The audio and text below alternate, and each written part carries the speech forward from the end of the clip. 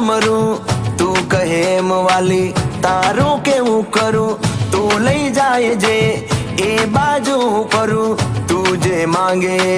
તારી આગળ ધરું નકરા તારા હું ઉઠાવું તોય કરાવે ખર્ચા ના કઈ તન પાડું તો લાગી જાય મરચા રે એટલે કહું છું હા બા એ આવું કરવું હોય તો આજથી આપણા બેન કીટા